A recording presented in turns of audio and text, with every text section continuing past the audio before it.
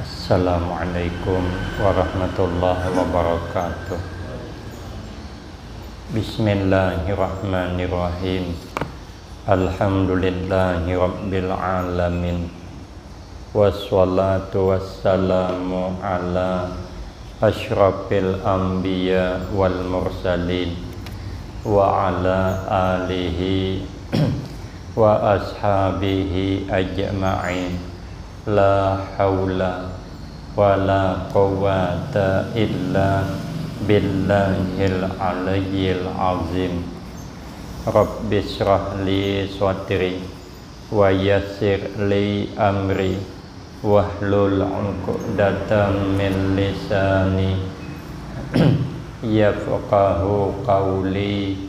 Amma ba'du fa aqulu wa 'alallahi tawakkuli. Ma'asyiral hadirin, jamaah pengajian yang mulia, meneruskan daripada pengajian yang lalu, qala Nabiyyu sallallahu alaihi wasallam, telah bersabda oleh Nabi sallallahu alaihi wasallam, idza kana yaumul qiyamati yuda'ul mizanu, apabila datang hari kiamat, terjadi hari kiamat, yuda'ul mizanu, maka diletakkan akan timbangan amal. Nanti setelah kiamat, nanti semua kita dihadapkan dengan timbangan amal. Timbangan amal itu ada piring sebelah kanan, ada piring timbangan sebelah kiri. Itu di dalam kitab Sulamut Taufiq, besarnya satu piringan itu lebih besar daripada bumi sebelahnya. Dua belah berarti 2 kali lipat bumi ini. Macam mana besar tihangnya tuh untuk menimbang amal kita hamba. Sebanyak apapun amal bisa ditimbang. Lalu semua kita bakal dihadapkan dengan timbangan amal. Kata Imam Syafi'i, supaya berat timbangan amal itu selalu membaca 2 kalimat syahadah. Itu antara lain memberatkan timbangan amal. Selalu berzikir. Zikir itu memberatkan timbangan amal. Kata Nabi, zikir yang diamalkan itu tapi cukup syarat dan rukunnya, tajwidnya betul, hati hadir, itu lebih berat daripada 7 lapis langit dan 7 lapis bumi. Setelah timbangan amal diletakkan, payuk tak bi ahli sholat, maka didatangkan dengan yang ahli sholat. Dia di dunia senantiasa melakukan sholat sunat terus dilakukannya. Kalau yang wajib memang sudah wajib, kemudian yang sunat pula diperbanyaknya. Lalu ditimbanglah orang yang suka melakukan sholat selama hidupnya, ditimbang, fayuwaffauna ujurahum, maka diberi akan mereka yang ahli sholat itu akan ganjarannya, pahalanya ahlu sholat kamilah, hal keadaannya sempurna, disempurnakan balasannya. Padahal balasan sembahyang itu luar biasa. Kata Nabi, miftahul jannah as-sholah. Anak kunci surga itu adalah sembahyang. Tentu pahalanya besar. diberi pahala mereka dengan sempurna bil mizan, dengan timbangannya. Setelah ditimbang berapa nilai pahala sembahyang yang dilakukannya, banyak khusyuknya, banyak pahalanya. Sedikit khusyuknya, sedikit pahalanya. Nah, tingkatan kita ini mau khusyuk sembahyang cukup di angan-angan yang hendak kita baca. Kalau hendak mengangan-angan maknanya berat kita, berat. Apalagi imam membaca surahnya panjang yang kita belum pernah ketemu. Ketemulah, cuman jarang ketemu. Makinlah kada paham maknanya. Sembahyang subuh Jumat, sekalinya imam baca surah As-Sajdah, mana bisa kita mengangan maknanya tuh. Jangankan kita, imamnya kadang-kadang bisa mengangan-angan ya yang dibacanya. Ayatnya panjang, macam mana mengangan-angan maknanya. Ya kalau tahu maknanya, lalu tingkatan kita yang tidak dapat maknanya menghadirkan di hati, maka cukup yang bakal kita baca itu di angan-angan. Kayak kita hendak berjalan menuju keluar, sebelum sampai keluar kita sudah melihat yang bakal kita lalui dah. Jalan yang bakal kita lewati kita melihat dah. Di hadapan ada Honda, di hadapan ada beca, di hadapan tuh ada mobil, tahu kita dah, melihat dah. Belum sampai tahu kita bakal berselisihan dengan Honda, bakal berselisihan dengan mobil, tahu dah. Artinya yang bakal kita baca tuh belum diucapkan sudah terbayang. Itu jadilah tingkatan kita nih hendak khusyuk ya, yang kita baca tuh diangan-angan, dihayati, dinikmati. Itu pahalanya makin khusyuk makin besar, makin khusyuk makin besar. Semua pahala amal sembahyang diberi ketika ditimbang.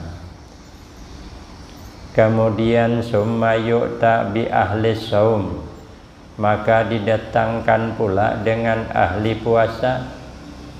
Di dalam satu citakan itu bi ahlil haji, dengan orang yang berhaji.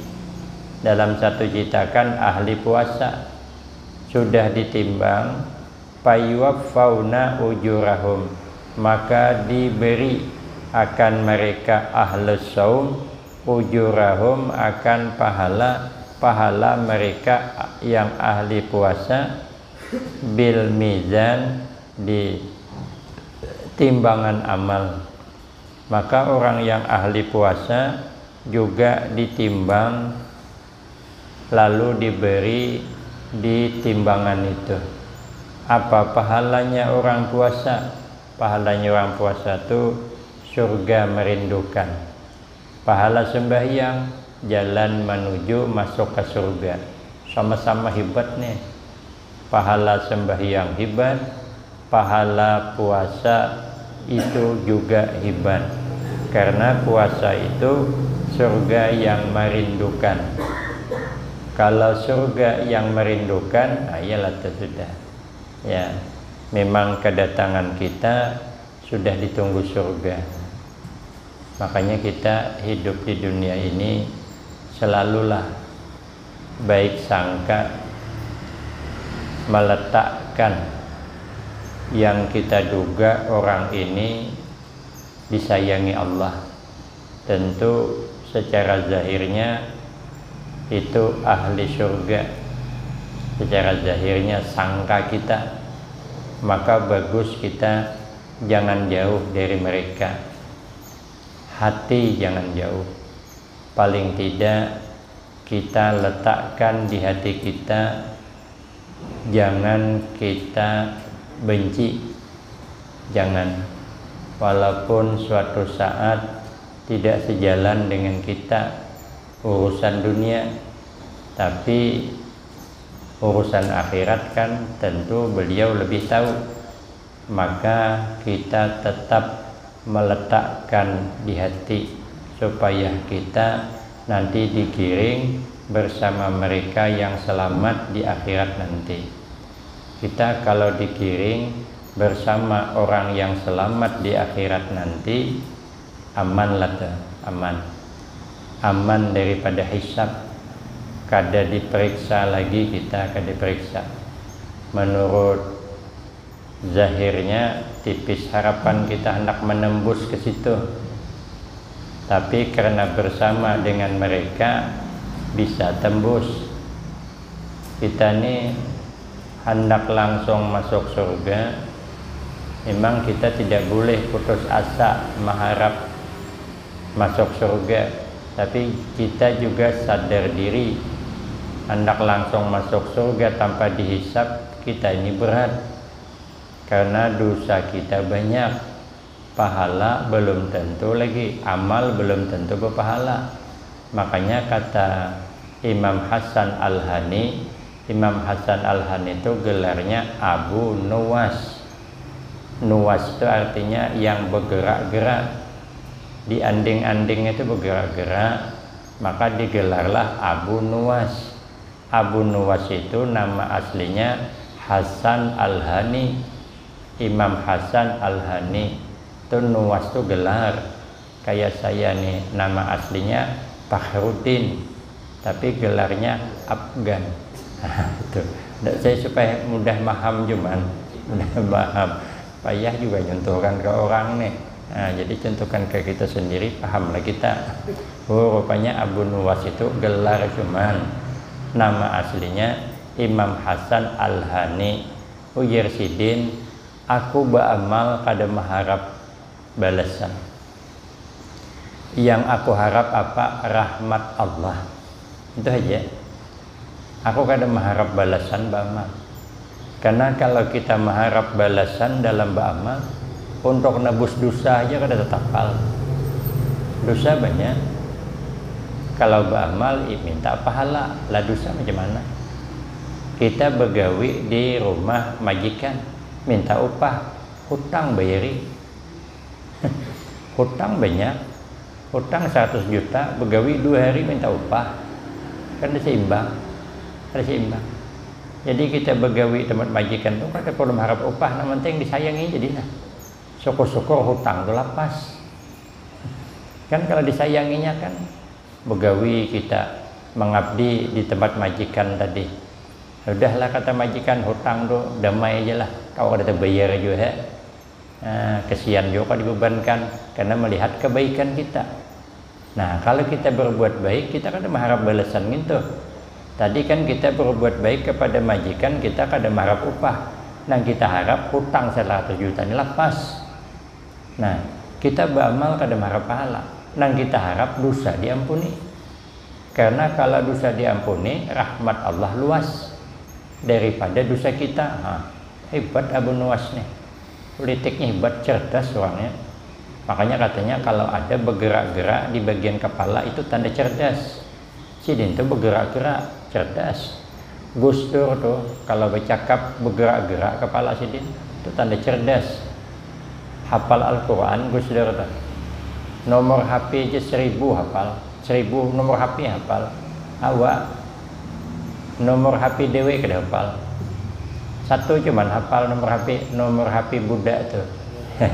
Karena kedua ini mana di HP, kalau kau ketemuan bini waktu dihafal itu gin menelpon pertama sasat kami Tuhan. Dia ada cerdas kita nih, menghafal nomor HP dewe aja kada cerdas. Kalau Gus Dur itu cerdas. Jadi kalau ada orang di bagian kepala bergerak-gerak, usah khawatir. Kita punya anak, kupingnya bergerak dewe, bagus. Kepalanya bisa bergerak-gerak, bagus, tanda cerdas. Alhamdulillah Ustaz, katanya anakku bukan kepala bergerak, seikungan. Nah, itu bahaya tuh. Itu bukan tanda cerdas, itu karena bilawa. Itu diobatin, itu yang dihijakan. Anak kujul-kujul, kejang-kejang. Ya alhamdulillah katanya anakku cerdas. Jangan, kalau kau mati anak, bawa ke rumah sakit, obati, lain kisah nih. Nah, makanya kayak Abu Nuwas, beramal tidak mengharap pahala, yang diharap ampunan. Nah, kita cari jalur supaya kita nih nanti tidak dihisab, dekatlah dengan orang yang kita anggap Allah muliakan, baik sangka. Kita jangankan di akhirat, di dunia ini saja kalau digiring bersama mereka tuh lancar. Saya cerita kemarin di Banjarmasin baru nih, saya dijadwalkan oleh panitia ikut pengajian Tuan Guru Bakhit ke sana. Itu orang dari jam 4 berdatangan dah, kayak kita acara haul di Masjid Agung. Malam acaranya jam 4 tuh asar sudah berdatangan.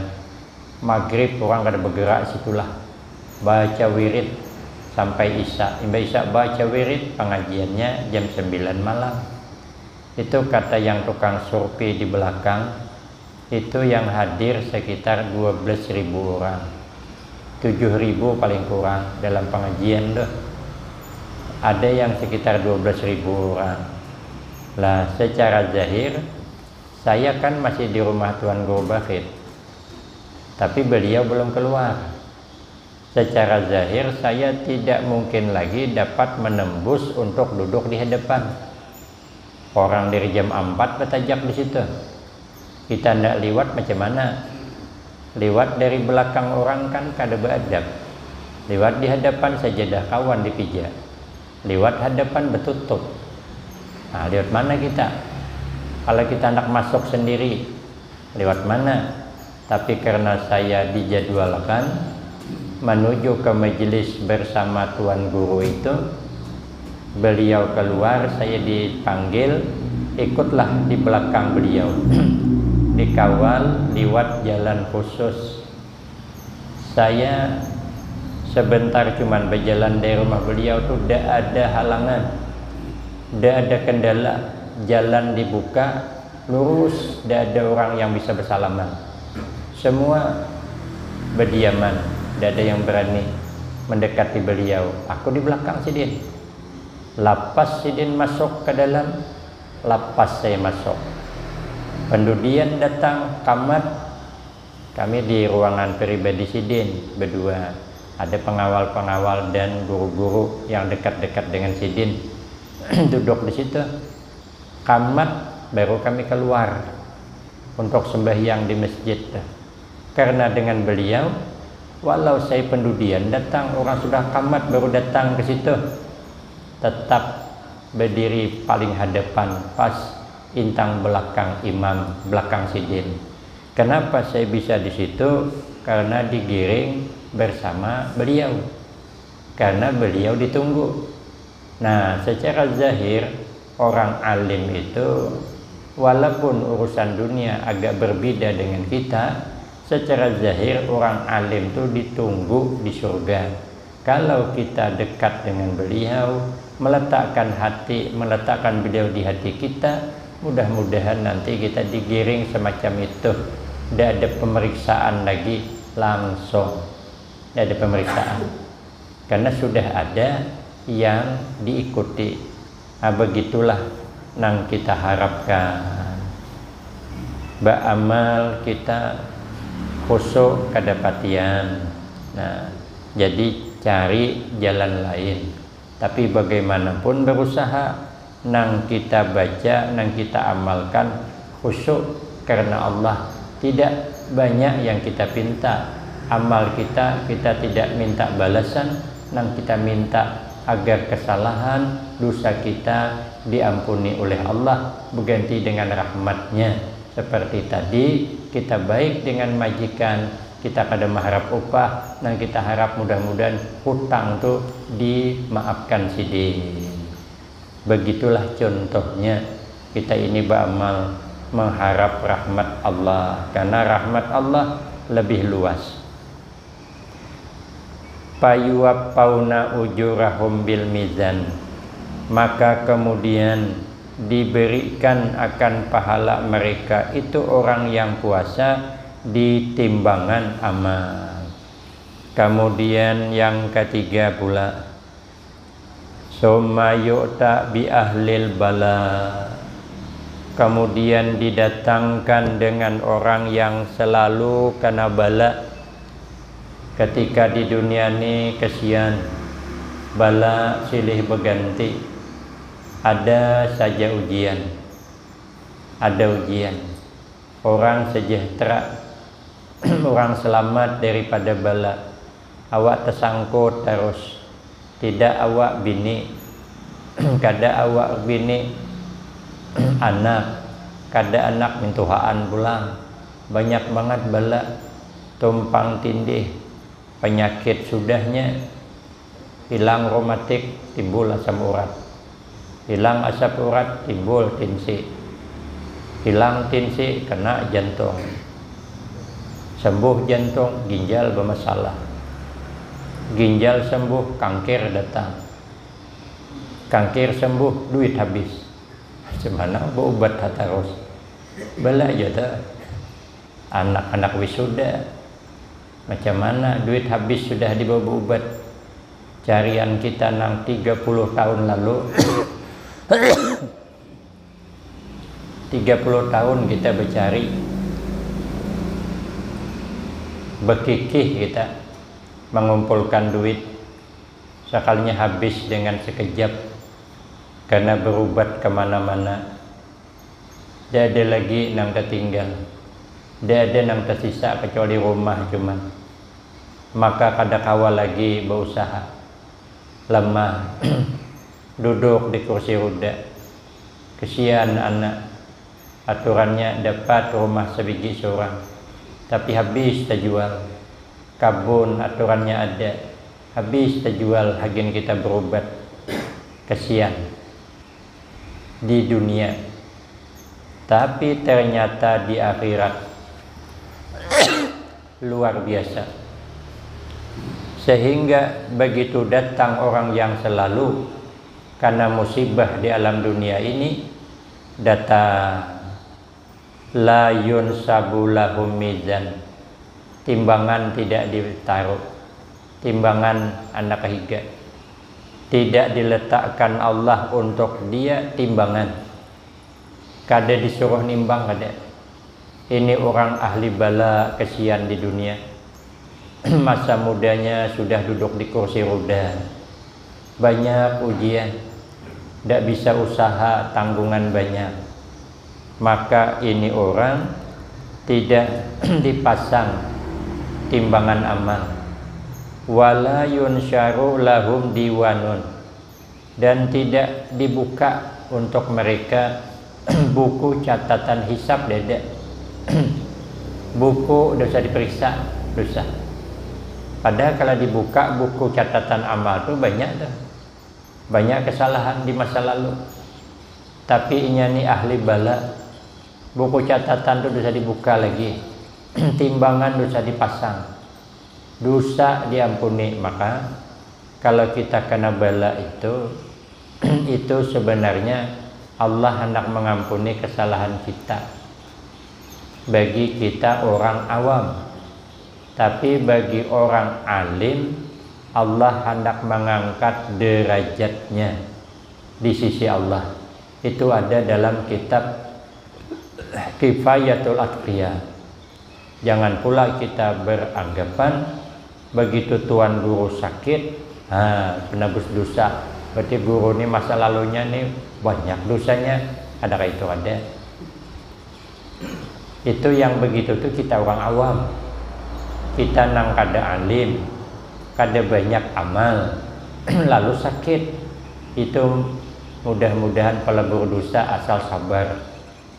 Tapi kalau orang alim sakit, makin sakit naik pangkatnya, makin sakit makin naik.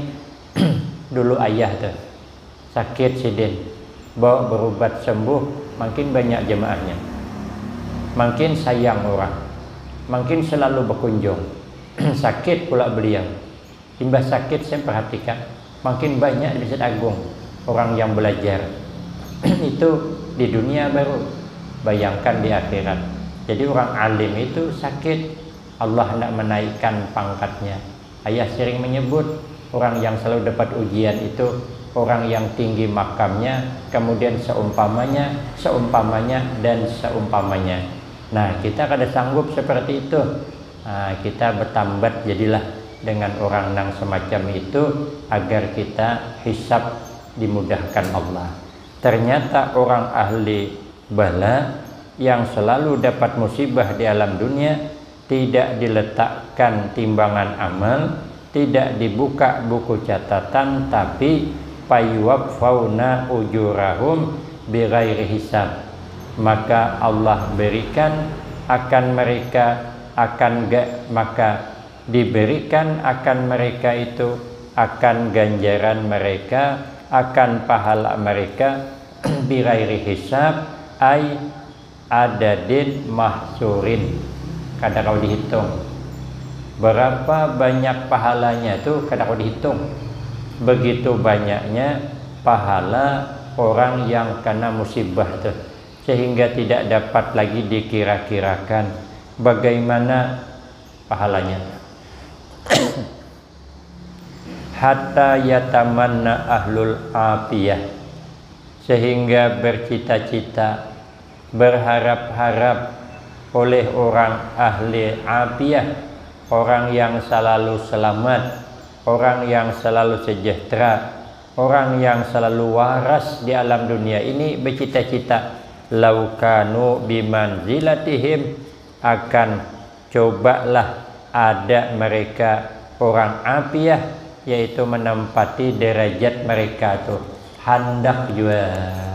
Cobalah kami nang dapat ngintuh, maraha kami sakit di alam dunia, maraha banyak ujian, maraha banyak bala, tapi tidak bisa lagi. Begitu hebatnya pahala orang yang kena bala. Cuman kadang-kadang saja kalau kita nih kena ujian berat, kita sabar, bini kada sabar. Di mana di film Indosiar, aku melihat kemarin lakinya pirut mulutnya, di kursi roda, kitik-kitik tangannya, sekalnya bininya bermain gila di luar sana. Aku nonton film itu, bukan suara hati istri itu baru suara hati suami namanya.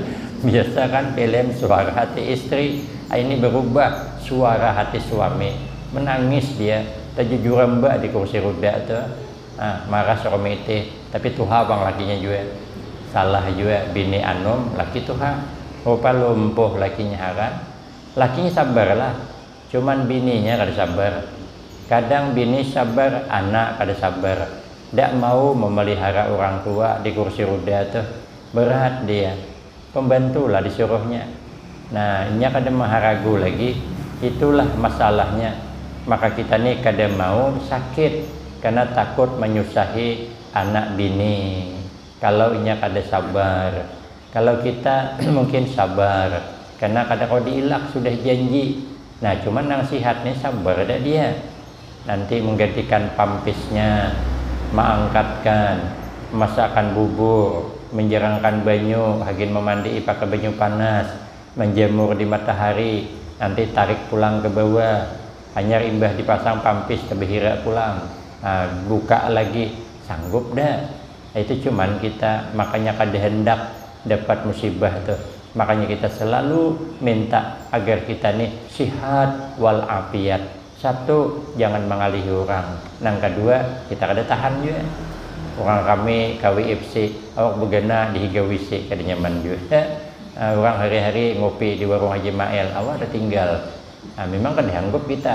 Tapi kalau nyakana, itu pahalanya sangat luar biasa. Mudah-mudahan kita senantiasa diberikan Allah tuntunan kepada jalan yang Allah ridai, kepada jalan ampunan Allah, sehingga kita beramal bukan pahala amal yang kita harap, tapi yang kita harapkan dapat ampunan Allah, dapat rahmat Allah. Mudah-mudahan kita diselamatkan dunia wal akhirah, husnul khatimah wassa'adah, amin Allahumma amin. Demikian yang dapat saya sampaikan, lebih kurang saya banyak minta maaf. Akhirul kalam, wabillahi taufiq wal hidayah. Wassalamualaikum warahmatullahi wabarakatuh.